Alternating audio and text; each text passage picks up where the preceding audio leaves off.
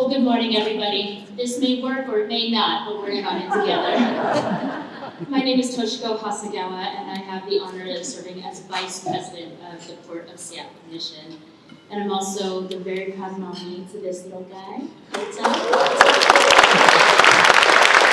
is 7 weeks old on last Saturday, and I'm also mom to his big sister, Keiko, who very fortunately is at daycare right now. And the question that I get all the time is, how do you do it? How do you balance having a full-time position with being an elected official and a mom? When the truth is, I'm no more capable than any other parent putting in overtime to make the dream work. What I do, though, have is the privilege of an employer that provides me with institutional support, such as paid leave, and a wage that allows me to afford childcare. I also have amazing staff, including our chief of staff, Erin, who's willing to shuttle a baby to an event like this, and an amazing deputy chief of staff who's willing to hold a baby during an event like this. And that's a culture of support to make the dream work. And access to childcare and institutional support is exactly what makes being a working parent sustainable, and that's exactly what I hope to bring to working families at SEA Airport. And I'm very proud of the Port for continuing to fund a study into the feasibility of establishing childcare for those workers.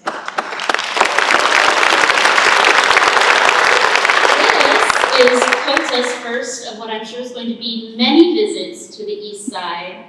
And like many of you in this room, my family loves to explore our region's neighborhoods, our historic coastlines, our precious green spaces. That is the joy of living in the Pacific Northwest. And like my family, which lives under the flight path next to the freeway, you in this room appreciate our need to address the impacts of air and noise pollution on our communities. And you know what I really love?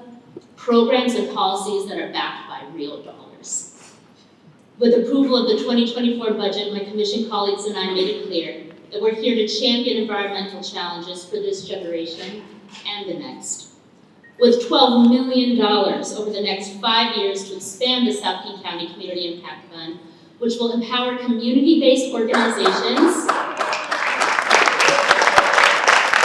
with resources to fight climate change in their own backyards. And it sounds like we've got some South King County Community Impact Fund awardees in the house today. Make some noise. And I'm proud to have spearheaded the development of the Port's land stewardship principles last year in conjunction with the Port's incredible environmental team. These principles serve as our value statement on how we must prioritize environmental health as we continue to operate essential transportation infrastructure.